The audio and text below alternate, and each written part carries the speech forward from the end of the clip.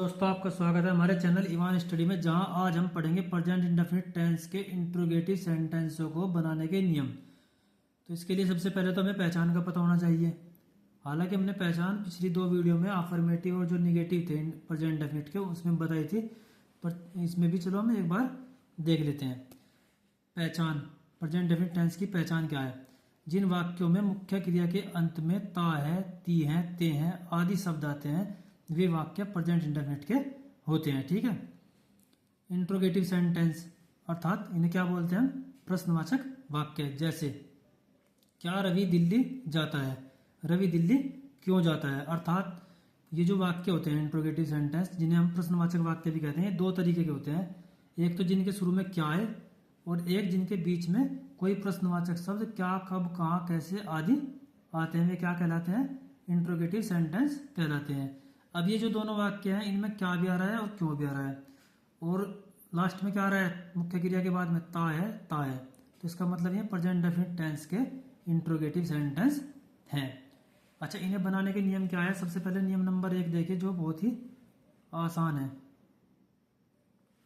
यदि वाक्य क्या से शुरू हो तो एवं कर्ता क्या हो? सिंगुलर हो। मैंने बताया था अभी, इसमें दो तरह के वाक्य आएंगे। एक तो जो क्या से शुरू होते हो, और दूसरा जो मतलब जिनके बीच में क्या, कब, कहाँ, कैसे आदि प्रश्नवाचक शब्द आए। तो हम सबसे पहले क्या देख रहे हैं? जिसके शुरू में क्या आ रहा हो और कर्ता क्या हो? हमारा एक वचन हो।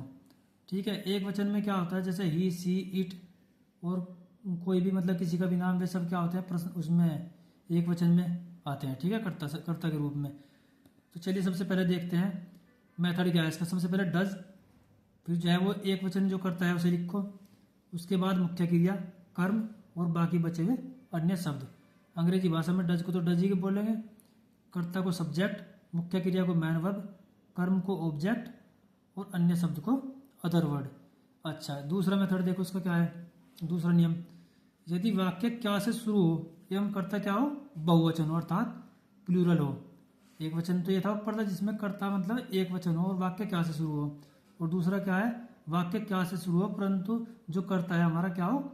बहुवचन हो। ठीक है। अब उसका क्या नियम है? सबसे पहले इसमें क्या है? सबसे पहले डू लगाओ, उसके बाद कर्ता, मुख्य क्रिया, फिर उसके बाद कर्म, फिर अन्य शब्द। अंग्रेजी भाषा में डू को तो डू ही बोलेंगे, कर्ता को सब्जेक्ट, मुख्य क्रिया को मैन वर्ब, कर्म को ऑब्जेक्ट और अन्य शब्द को अदर वर्ड।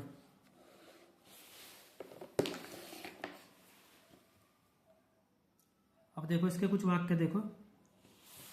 जैसे क्या रवि दिल्ली जाता है? अब ये किसी का नाम है तो इसका मतलब कर्ता क्या है? हमारा एक वचन है। अब एक वचन है तो उसके हिसाब से क्या आएगा? डज। डज, उसके बाद कर्ता Ravi go to Delhi. Does Ravi go to daily.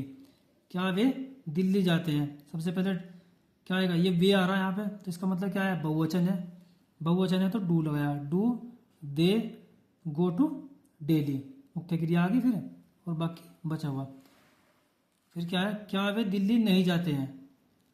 तो इसमें भी यही है। अगर मतलब कई बार क्या होता है, क्या वाले वाक्यों में नकारात्मक भी आ जाते हैं, निगेटिव।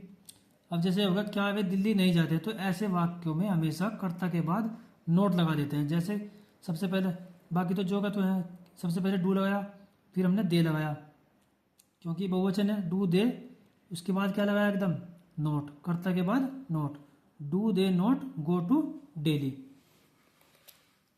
अच्छा, याद करने के तौर पे क्या याद रखें? ही, सी, नेम और इट। अर्थात ही मीन्स क्या होता है? वह लड़के के लिए, सी मीन्स वह लड़की के लिए, और किसी का नाम, और इट अगर ये कर्ता के रूप में आए तो ये क्या माने जाते हैं? एक वचन माने जाते हैं, एक वचन कर्ता। और आई, यू, वी और दे ये क्या माने जाते हैं? प्रेजेंट डेफिनेट में बहुवचन कर्ता माने जाते हैं। ठीक है। अब आगे के नियम देखिए।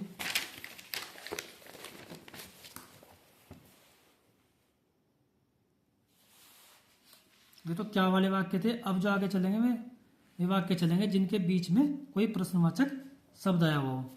अर्थात यदि वाक्य के बीच में प्रश्नवाचक शब्द, क्वेश्चन वर्ड अंग्रेजी में बोलते हैं, जैसे कब, कहाँ, कैसे, क्यों, कितना, कब आदि आ जाए तो तथा क्या हो? कर्ता क्या हो? एक वचन हो। ये शब्द वाक्य के बीच में आ जाए और हमारा कर्ता क्या हो? एक वचन हो, तो तब हमें क्या मेथड लगाना है इसमें?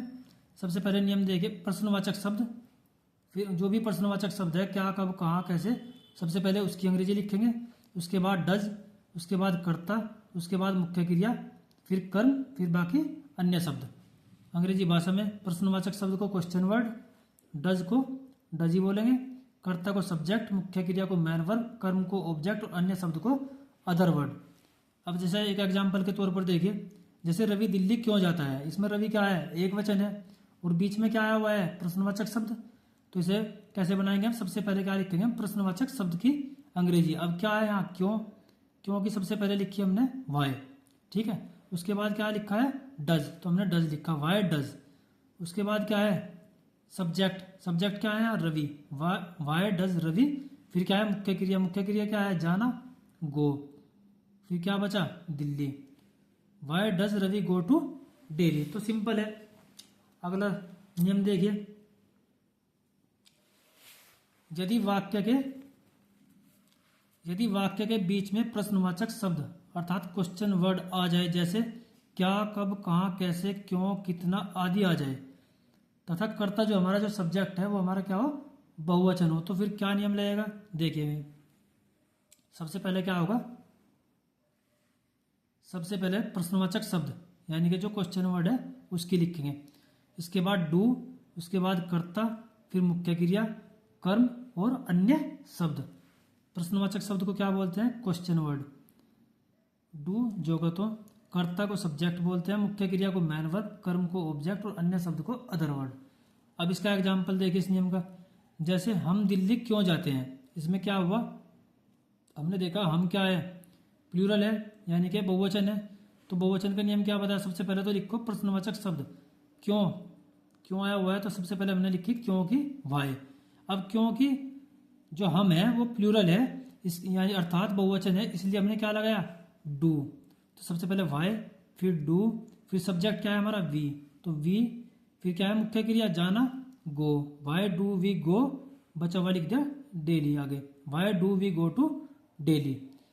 अब अगला सेंटेंस देखिए, कई बार क्या होता है इन वाक्यों में भी नहीं भी आ जाता है, तो मतलब कोई प्रश्नवाचक भी हो और निगेटिव भी हो, तो वो कैसे बनाया जाएगा, उसमें क्या होता है, कर्ता के बाद नोट लगा देते हैं। पहले बता था हम दिल्ली क्यों नहीं जाते हैं, तो सबसे पहले क्या लिखना हमें, प्रश्नवाचक शब्द की अंग्रेजी, तो क्योंकि क्या है, वाई। उसके बाद क्या है, क्योंकि बहुवचन है तो डू, फिर subject we, why do we, देखो ये देखो वाई डू वी। उसके बाद क्या है, नोट, इसके एकदम बाद हमें नोट लगाना है सब्जेक्ट के बाद, why do we not go to Delhi. ऊपर वाला वाक्य है जो कहता हूँ, बस क्या हुआ, वी के बाद नोट लग गया, अर्थात कर्ता के बाद नोट लगा दिया हमने, ठीक है। तो ठीक है दोस्तों, अगर वीडियो पसंद आई हो तो प्लीज़ लाइक करें, सब्सक्राइब करें और कमेंट तो जरूर करें। धन्यवाद।